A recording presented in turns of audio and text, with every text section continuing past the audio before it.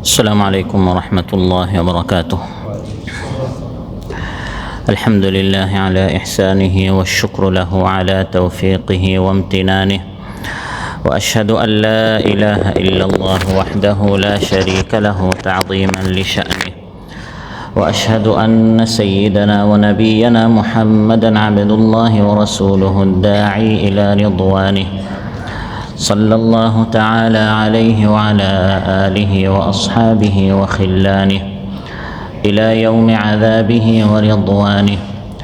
أما بعد، فأعوذ بالله من الشيطان الرجيم. بسم الله الرحمن الرحيم.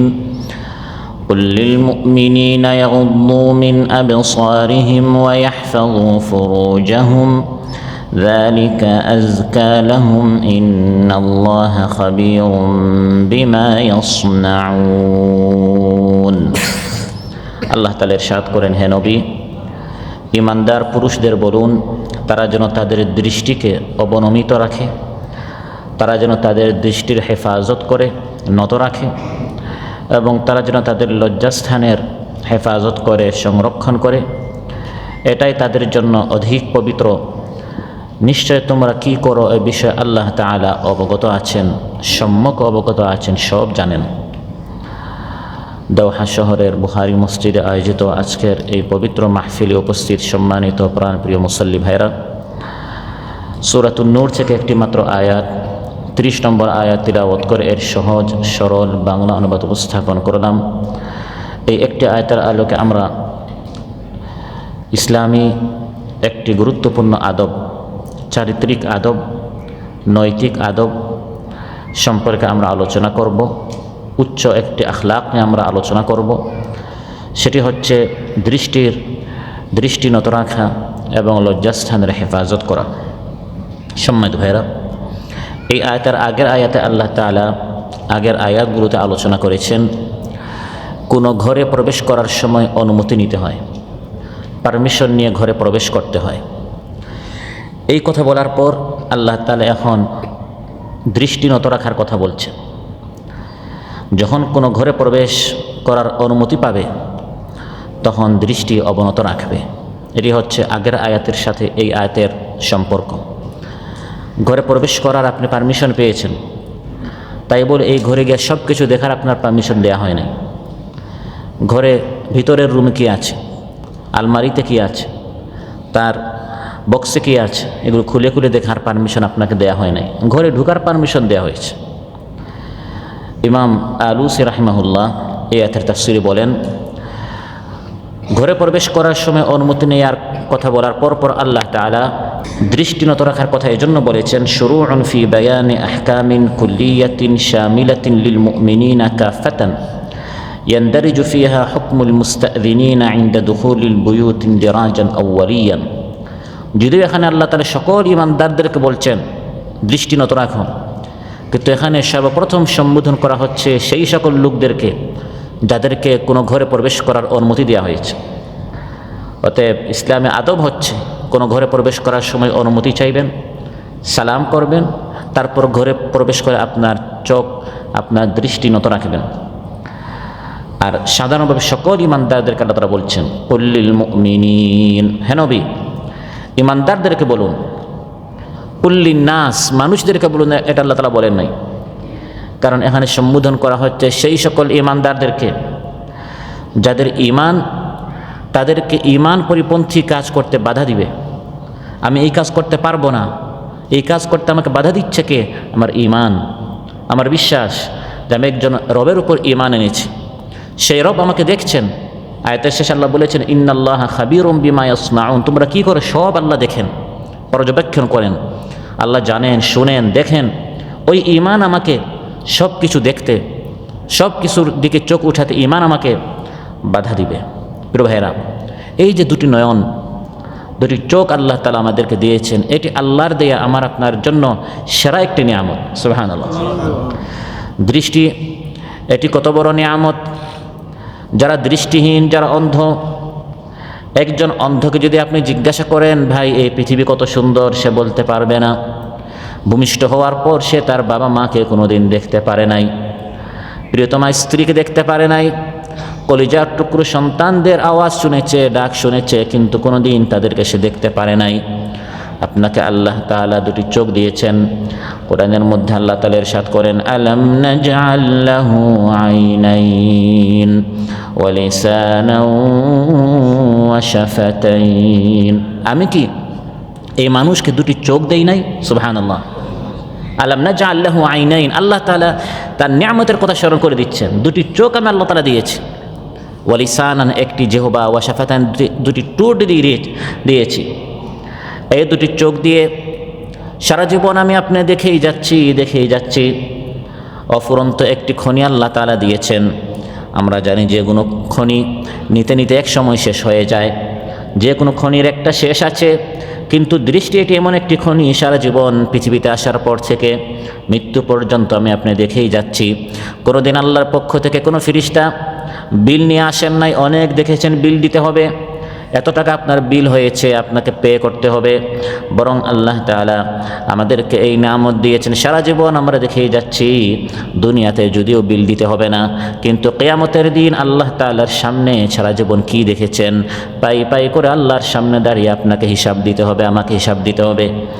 কোরআনে কারিমে আল্লাহ তাআলা ইরশাদ করেন, ওয়ালা তাকফু মা লাইসা লাকা বিহি ইলমুন ইন্নাস সামআ ওয়াল বাসারা ওয়াল ফুআদ কুল্লু উলাইকা কানা আনহু মাসউলা।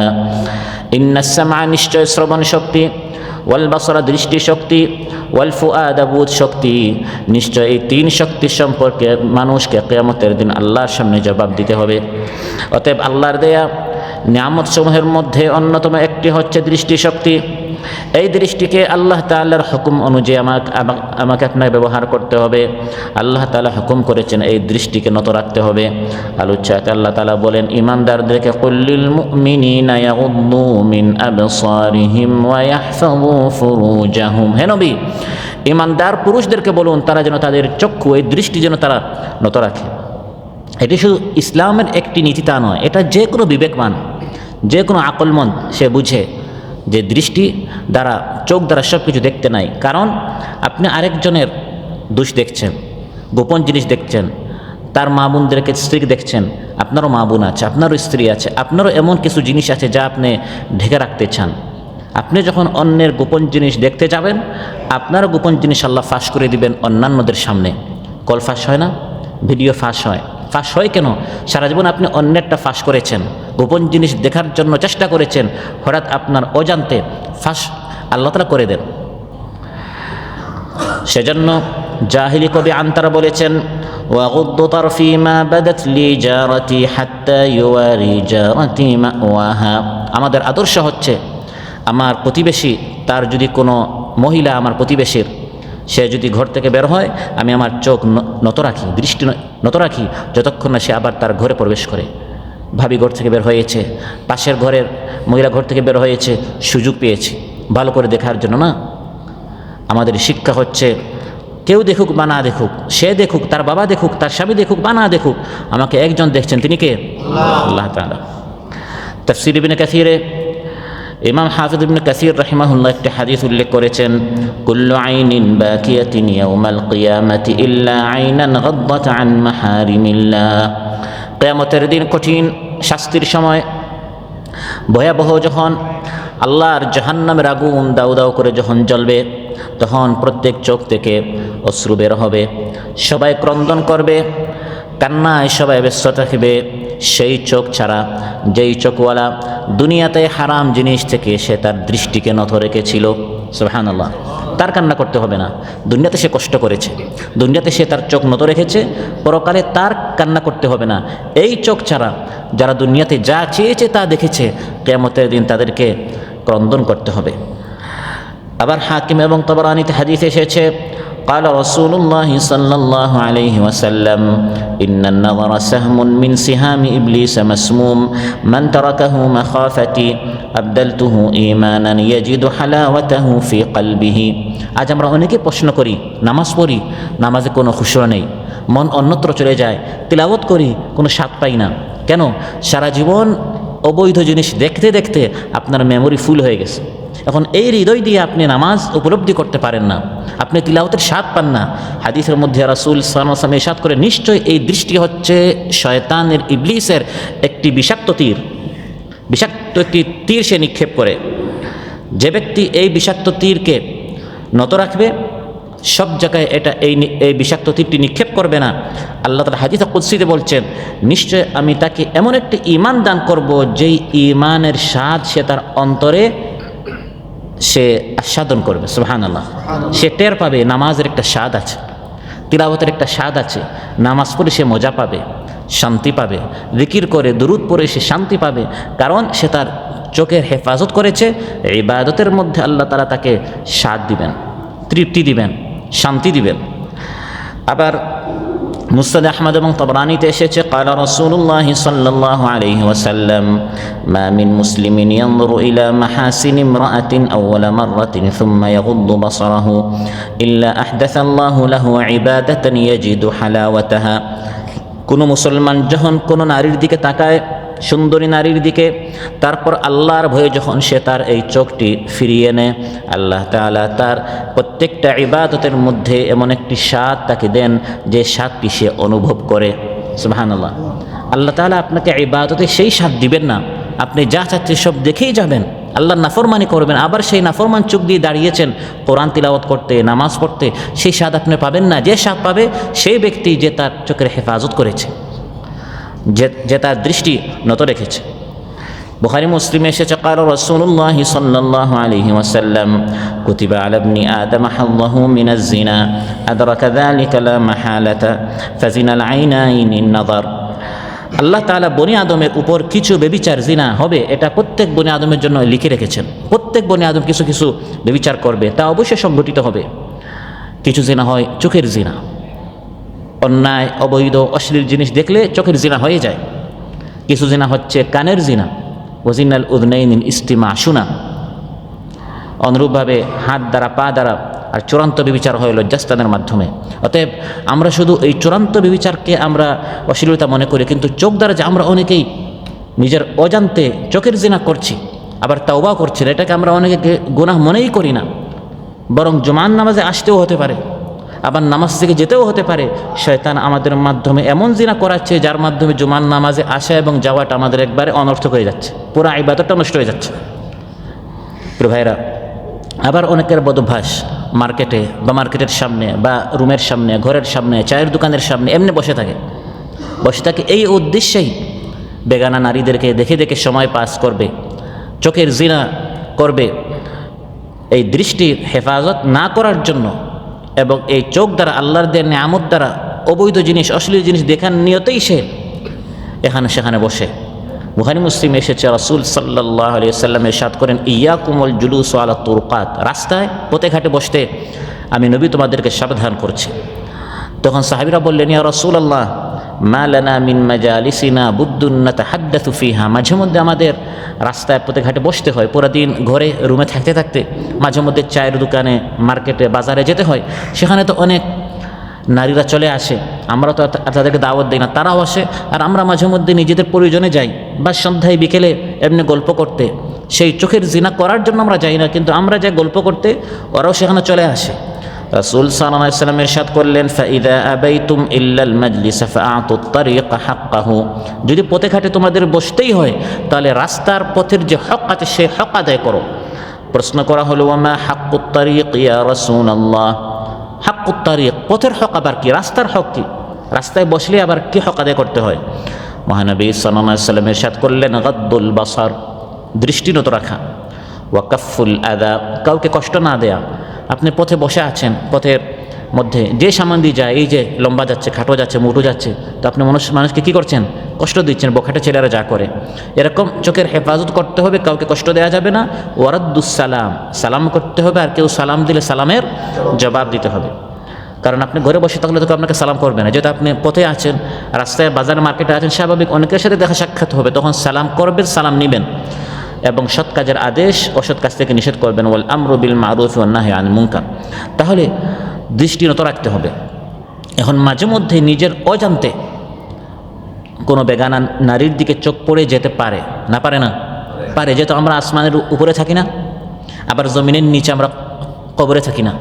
মাটির নিচে চলে যাওয়ার পর তো আর দেখার কোনো সুযোগ নেই, কিন্তু মাটির উপরে আছেন, মাটির উপরে আছেন, আসমানের নিচে আছেন, যেখানে বেগানা নারীরা, বেপর্দা নারীরা চলে, সেখানে আপনি আছেন, সেই সমাজে, সেই জায়গায় আপনি আছেন, তো দেখা সাক্ষাৎ হয়ে যেতে পারে, তখন কি করবেন? সহিহ মুসলিমে এসেছে, হযরত জারির বিন আব্দুল্লাহ রাদিয়াল্লাহু আনহু বলেন, সাআলতু রাসূলুল্লাহি সাল্লাল্লাহু আলাইহি ওয়াসাল্লাম আন নাযরাতিল ফুজাআ, হঠাৎ যদি আমার চোখ পড়ে যায় তখন আমি কি করব? ফাআমারানি আন আসরিফা বাসারি, তিনি বললেন সঙ্গে সঙ্গে দৃষ্টি ফিরিয়ে নাও, সঙ্গে সঙ্গে দৃষ্টি ফিরিয়ে নাও। প্রথম দেখাটি মাফ, দ্বিতীয় দেখাটি মাফ নয়। ক্বালা সাল্লাল্লাহু আলাইহি ওয়াসাল্লাম আলি আলিয়্যিন, হযরত আলী রাদিয়াল্লাহু আনহু মহানবী সাল্লাল্লাহু আলাইহি ওয়াসাল্লাম বললেন, হে আলী, লা তুতবি'ন নাযরাতান নাযরা ফাইন্নামা লাকাল উলা ওয়া লাইসাত লাকাত থানিয়া, একবার দেখার পর আবার দেখিও না, প্রথমবার এটি তোমার, দ্বিতীয়বার এটি তোমার নয়। প্রথমবার তোমার জন্য মাফ করে দেয়া হবে, দ্বিতীয়টি আর মাফ করা। এখানে মূলত প্রথম আর দ্বিতীয় হিসাব নয়, মূল হিসাব হচ্ছে ইচ্ছা। মূল হিসাব হচ্ছে, যেটা আপনি মনে করেন যেহেতু দ্বিতীয়বার আর আমি দেখতে পারবো না, তাহলে প্রথমবার ভালো করে দেখে ফেলি। তাহলে এই প্রথমবার শুরুতে আপনার দেখার ইচ্ছা ছিল না, আপনি জানতেন না, এই 1 সেকেন্ডের পর আপনি প্রথমবার যে দ্বিতীয় সেকেন্ডটা দেখলেন সেখানে আপনার ইচ্ছা ছিল, সেখানে আপনি ইচ্ছাকৃতভাবে জেনে শুনে দেখছেন, এটা ওই দ্বিতীয়বার দেখার হুকুম এখানে চলে আসবে।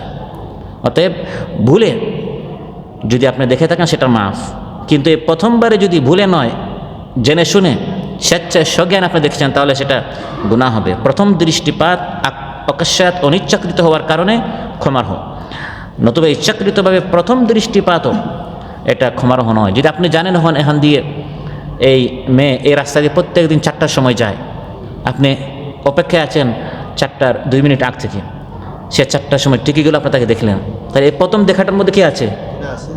এটা আপনি ভুলে দেখেন না, এটা প্রথম দেখা হলেও আপনি ইচ্ছাকৃতভাবে আপনি তাকে দেখেছেন। আল্লাহ তাআলা ইরশাদ করেন, কুল্লিল মুমিনিন, ঈমানদারদেরকে বলুন, ইয়াগুদ্দু মিন আবসারিহিম, তারা যেন তাদের নজর, তাদের দৃষ্টির কোনো দৃষ্টিনত রাখে। আল্লাহ তাআলা ইয়াগুদ্দু আবসারাহুম, সব ধরনের দৃষ্টিনত রাখতে বলেন নাই। ওয়া ইয়াহফাযু ফুরুজাহুম, লজ্জাস্থানকে সব ধরনের অশ্লীলতা থেকে হেফাজ করতে বলেছেন, কিন্তু দৃষ্টির ক্ষেত্রে আল্লাহ তাআলা এটা বলেন না ইয়াগুদ্দু আবসারাহুম, কোনো অবৈধ জিনিস, কোনো নারীকে, বেগানা নারীকে দেখা যাবে না, এটা আল্লাহ তাআলা বলেন নাই। আল্লাহ বলেছেন কোনো ক্ষেত্রে, অধিকাংশ ক্ষেত্রে, তার মানে কোন ক্ষেত্রে দেখা যায়, সুযোগ আছে, বাধ্য হলে, মজবুর হলে, প্রয়োজনে।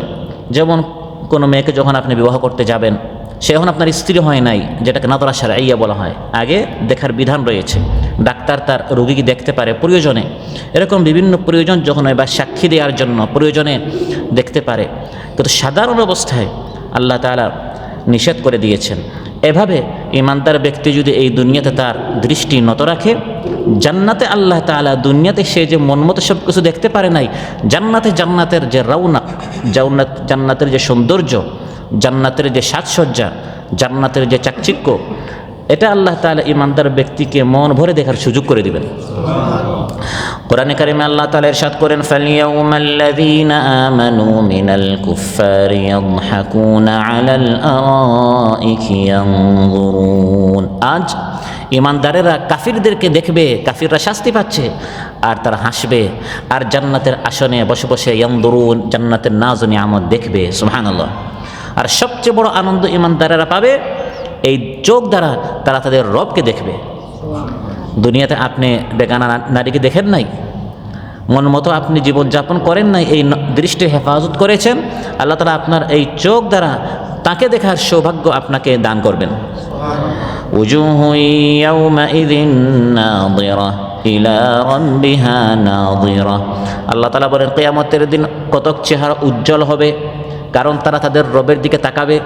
আল্লাহর দিকে তাকালেই চেহারা উজ্জ্বল হবে, ফর্সা হবে, চকচক করবে, নূর থাকবে, আলোকিত হবে। সুবহানাল্লাহ। ফামা উতু শাইআন আহাব্বা ইলাইহিম মিনান নাযরি ইলা রাব্বিহিম, রাসূল সাল্লাল্লাহু আলাইহি ওয়াসাল্লাম ইরশাদ করেন, জান্নাতীদেরকে আল্লাহর দিকে তাকানোর চেয়ে শ্রেষ্ঠ অন্য কোনো নিয়ামত দেয়াই হয় নাই। জান্নাতের যত নিয়ামত, এর চেয়ে ঈমানদারদের জন্য সবচেয়ে বড় নিয়ামত হবে আল্লাহর দিকে তাকানো, আল্লাহকে দেখা। তাহলে এই প্রথম হুকুম ইমানদারদেরকে আল্লাহ তাআলা করেছেন নিজের দৃষ্টি নত রাখতে হবে, নিজের চোখ নিচে রাখতে হবে, নত রাখতে হবে। আর দ্বিতীয় হুকুম গুরুত্বপূর্ণ আল্লাহ তাআলা ইমানদারদেরকে করেছেন, সেটা হচ্ছে ওয়াইহফাযু ফুরুজাহুম, নিজের লজ্জাস্থানের হেফাজত করতে হবে। লজ্জাস্থানের হেফাজত করা এটি হচ্ছে নবীদের গুণ। হযরত ইউসুফ আলাইহিস সালাম তিনি জুলাইখার ঘরে ছিলেন, যে জুলাইখা তার স্পন্সর ছিল, তার কফিল ছিল।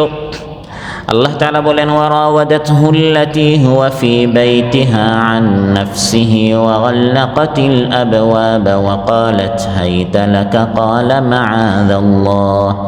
ইউসুফ আলাইহিস সালাম যে মহিলার ঘরে ছিলেন, আল্লাহ এটা বলেন না যে জুলাইখা, বলেছেন ইউসুফ আলাইহিস সালাম যার ঘরে ছিলেন, মানে লক্ষণীয় বিষয়, তিনি তার ঘরে, সে হচ্ছে তার অভিভাবক, সে হচ্ছে তার কফিল, আর ইউসুফ আলাইহিস সালাম তার নিকট কাজ করেন। এটা একটা স্বপ্নের বিষয় একজন পুরুষের জন্য, যে আমার যে স্পন্সর সে আমাকে আহ্বান করবে, যে তিনি যার ঘরে কাজ করেন সে তাকে আহ্বান করছে, কিন্তু তিনি এই অশ্লীলতার প্রস্তাবকে প্রত্যাখ্যান করলেন আর বললেন আমি কোনো অশ্লীলতা করতে পারি না, আমি আল্লাহর নিকট আশ্রয় চাচ্ছি। সুবহানাল্লাহ। লজ্জাস্থানের হেফাজত করা, এভাবে ইউসুফ আলাইহিস সালাম হচ্ছেন যুবকদের আইডল, তরুণদের নমুনা, আদর্শ, মডেল।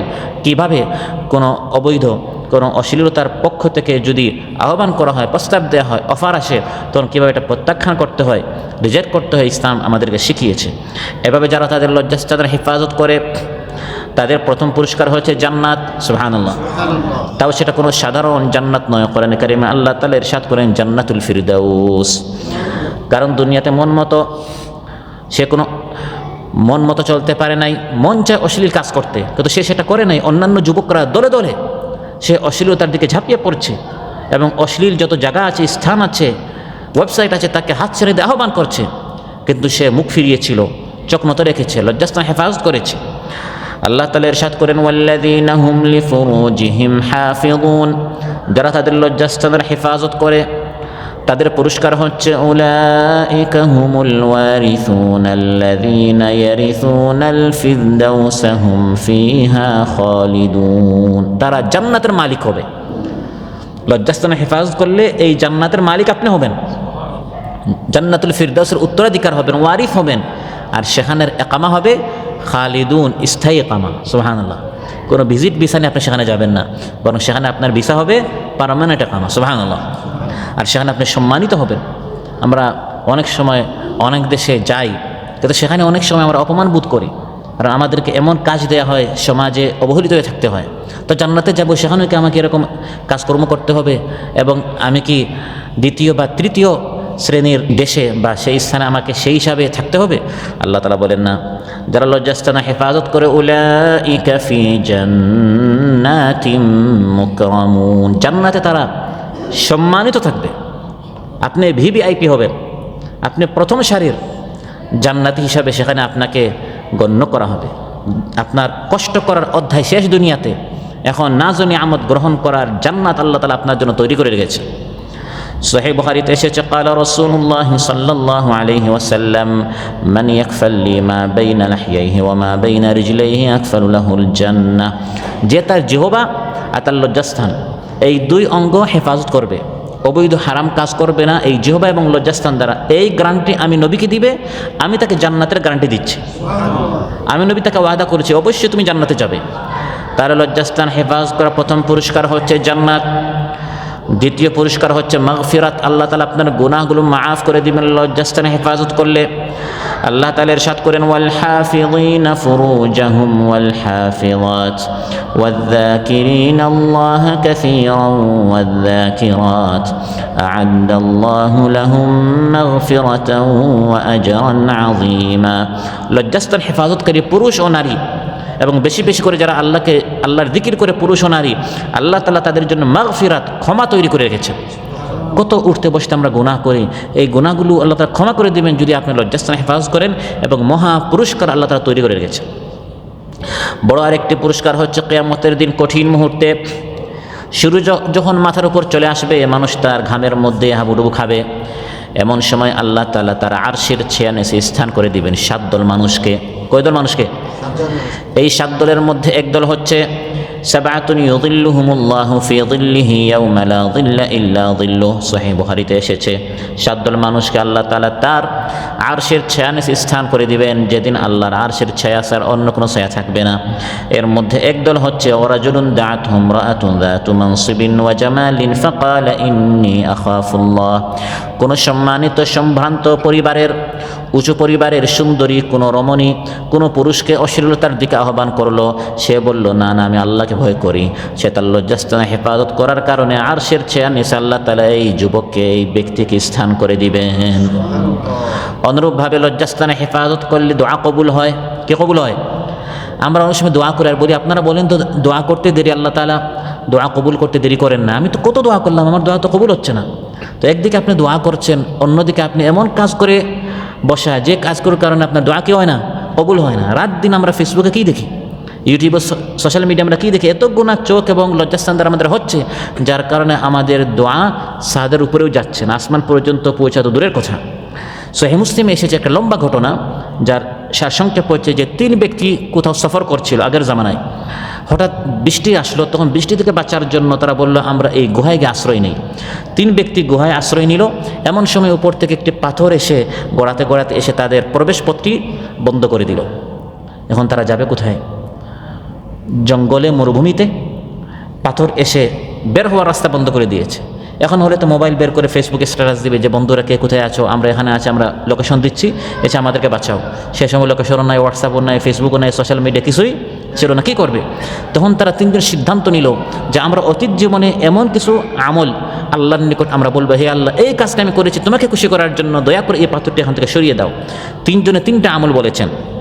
এর মধ্যে দ্বিতীয় জন বলেছিলেন, হে আল্লাহ আমার এক চাচাতো বোন ছিল এবং আমি তাকে খুব বেশি ভালোবাসতাম এবং আমি তাকে একাধিকবার ব্যভিচারের অফার দিয়েছিলাম, কিন্তু সে আপনাকে অনেক ভয় করতো হে আল্লাহ, এই জন্য সে আমার এই অফার গ্রহণ করে নাই। একদিন সে খুব বেশি অভাবে পড়লো, টাকা পয়সার অভাবে না পেরে সে আমার নিকট টাকা চাইলো। আমি বললাম এক শর্তে তুমি রাজি হতে হবে আমার সাথে অবৈধ কাজ করার জন্য।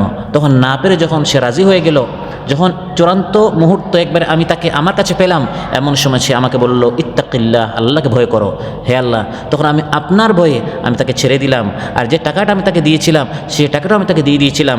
ফাইন কুনতা তা'লাম, হে আল্লাহ আপনি জানেন আন্নী ফাআলতু যালিক, যে আমি এই কাজটা শুধু করেছিলাম ইবতিগা ওয়াজহিক, আপনাকে খুশি করার জন্য। এখন আমার আর কোনো অন্য কারো ভয়ে আমি কাজ করি, শুধু আপনার ভয়ে আমি আমার লজ্জাস্থান তখন হেফাজ করেছিলাম। দয়া করে হে আল্লাহ পাথরটা আপনি এখান থেকে সরিয়ে ফেলেন। সঙ্গে সঙ্গে পাথর এখান থেকে সরিয়ে গেল, 3 জন এখান থেকে বের হয়ে চলে গেল। এগুলো আমার আপনার জীবনেও হয়। প্লেন যখন নড়াচড়া করে, তখন এই কঠিন মুহূর্তে অতীত জীবনের এমন কোনো আমল আল্লাহর সামনে উপস্থাপন করবেন, হে আল্লাহ এই কাজটি যদি আপনার জন্য আমি করেছি, আপনি জানেন, মেহরবানি করে আমাকে বাঁচান। লিফটে আছেন, হঠাৎ কারেন্ট শেষ বা লিফট ওপেন হচ্ছে না রাত 1:30টার সময়, পুরো রাত চিল্লালেও ওখানে কোনো লাভ নেই। এমন নির্জন কোনো বিল্ডিংয়ে যদি আপনি হয়ে থাকেন, বা এরকম প্রত্যেকের জীবনে এমন এক কঠিন মুহূর্ত আসতে পারে যখন আপনার দুনিয়ার এই সব টেকনোলজি কোনো কাজে নাও আসতে পারে, তখন সবচেয়ে বড় টেকনোলজি হচ্ছে আল্লাহর পক্ষ থেকে আপনি তখন সাহায্য চাইবেন এভাবে বিশেষ আমল দ্বারা। প্রিয় ভাইয়েরা, ব্যভিচার সহ যৌনাঙ্গ সংযত রাখার আল্লাহ তাআলা যে বললেন যে লজ্জাস্থান হেফাজ করতে হবে, তাফসীরে বলা হয়েছে যে এর অর্থ হচ্ছে অনেক ব্যাপক। কীভাবে আপনি লজ্জাস্থান হেফাজ করবেন? এর মধ্যে প্রথম হচ্ছে ব্যভিচার সহ কুপ্রবৃত্তি চরিতার্থ করার যত পন্থা আছে সবগুলো থেকে নিজের লজ্জাস্থান হেফাজ করতে হবে। কারণ আল্লাহ তাআলা বলেন যে বিবাহ বহির্ভূত যত সম্পর্ক ফাউলাইকা হুমুল আদুন, এরা হচ্ছে সীমালঙ্ঘনকারী, এটা হচ্ছে সীমালঙ্ঘনকারী। আর আরেকটা এই কাজ আমরা অনেক সময়, বিশেষ করে যারা মেসে থাকেন, একসাথে থাকেন, এই কাজটা হয়ে থাকে, সেটা হচ্ছে নিজের সতর্কে অন্যের সামনে উন্মুক্ত করা থেকে দূরে থাকতে হবে। যৌনাঙ্গ সংযত রাখার এটাও পর্যায়ভুক্ত। অনেক সময় একসাথে আপনারা রুমে আছেন, লুঙ্গি উঠাতে উঠাতে দেখা যায় আমরা হাঁটুর উপরে উঠিয়ে ফেলি। একজন পুরুষের সতর্ক হচ্ছে নাভি থেকে হাঁটু পর্যন্ত, এর উপরে উঠানো যাবে না। সহিহ মুসলিম এসেছে ক্বালা রাসূলুল্লাহ সাল্লাল্লাহু আলাইহি ওয়াসাল্লাম লা ইয়ানজুরু রাজুলু ইলা আওরাতির রাজুল, কোনো পুরুষ কোনো পুরুষের লজ্জাস্থান দেখতে পারবে না। লজ্জাস্থান বলতে নাভি থেকে হাঁটু পর্যন্ত। ওয়ালাল মারআতু ইলা আওরাতিল মারআ, কোনো মহিলা কোনো মহিলার লজ্জাস্থান দেখতে পারবে না। ওয়ালা ইফদির রাজুলু ইলা রাজুলি ফি সাওবিন ওয়াহিদ, 2 পুরুষ কখনো এক কাপড়, একসাথে এক কাপড়, একই কাপড়ে অবস্থান করতে পারবে না। অনুরূপভাবে ওয়ালাল মারআতু ওয়ালা তুফদিল মারআতু ইলাল মারআতি ফি সাওবিন ওয়াহিদ, দুই মহিলা এভাবে একই কাপড় একই অবস্থায় পড়তে পারবে না। আবার আবু দাউদ তিরমিজি ইবনে মাজাহ এসেছে রাসূল সাল্লাল্লাহু আলাইহি ওয়াসাল্লাম ইরশাদ করেন, ইহফাজ আওরাতাকা ইল্লা মিন যাওজাতিকা আও মা মালাকাত ইয়ামিনুক, লজ্জাস্থানের হেফাজত করো, হ্যাঁ স্ত্রী ছাড়া। তো একজন বলল, ইয়া রাসূলুল্লাহ, যখন আমি একা থাকি, ফাররাজুল ইয়াকুনু খালিয়ান, আমি যখন একা, আমি রুমে কেউ নাই, তখন কি আমি আমার কাপড় খুলতে পারবো? তিনি বললেন, আল্লাহু আহাক্কু আন ইউস্তাহিয়া মিনহু মিনান নাস, এই অবস্থায় আল্লাহ তোমাকে দেখছেন কিনা? তাহলে মানুষ থাকলে তুমি যতটুকু লজ্জা পাও, আল্লাহ এর থেকে আরও বেশি আল্লাহ থেকে লজ্জা পাওয়া উচিত, আল্লাহ এর হকদার। অতএব একা হলেও বিনা প্রয়োজনে লজ্জাস্থান উন্মুক্ত না করা, এটাও লজ্জাস্থান হেফাজত করার মধ্যে পড়ে। আর অনেক সময় আমরা রান খুলে ফেলি, মানে আপনার কাপড় উঠাতে উঠাতে রানটা আমরা খোলা রাখি, এটা কোনো অবস্থায় করা যাবে না। আবু দাউদ তিরমিজি মুসনাদ আহমদ এসে হযরত জারাহাত বলেন যে আমি একদিন মহানবী সাল্লাল্লাহু আলাইহি ওয়াসাল্লামের নিকট ছিলাম, ওয়া ফাখিদি মুনকাশিফা, আমার রান খোলা ছিল। তিনি বলেন, খাম্মির আলাইকা আমা আলিমতা আন্নাল ফাখিদা আওরা, তোমার এই রান ঢেকে রাখো, তুমি জানো না যে এই রানটাও আওরা, এটাও লজ্জা, এগুলো ঢাকতে হবে। প্রিয় ভাইয়েরা, এই আয়াতের শুরুতে আল্লাহ তাআলা বলেছেন চোখ নত রাখো, এবং শেষে বলেছেন লজ্জাস্থান হেফাজত করো। উলামায়ে কেরাম বলেন যে কোনো ব্যভিচার, অশ্লীলতার শুরু হয় চোখ দিয়ে, শেষ হয় লজ্জাস্থান দিয়ে। আল্লাহ তাআলা স্টার্ট এবং ফিনিশ, শুরু এবং শেষটা বলে দিয়েছেন। মাঝখানে আরও অনেক পর্যায় থাকে, জিহ্বা দিয়ে কথা বলে, কান দিয়ে শুনে, হাত দিয়ে স্পর্শ করে। এক কথায় শুরুটা যদি আপনি বন্ধ করতে পারেন তাহলে শেষ থেকে বাঁচতে পারবেন। আর শুরুটা যদি আপনি উন্মুক্ত করে দেন, শয়তান ধাপে ধাপে, যেটা আমরা গত আলোচনা আমরা বলেছিলাম, শয়তানের ধাপসমূহ আছে, ধাপে ধাপে আপনাকে শেষ পর্যন্ত নিয়ে যাবে। কুল্লুল হাওয়াদিসি মাবদাহা মিনান নাযার ওয়া মু'যামুন নারি মিন মুস্তাসগারিশ শারার কাম নাযরাতান ফাতাকাত ফি কলবি সাহিবিহা ফাতকুস সিহাম বিলা কাউসিন ওয়ালা ওয়াতার।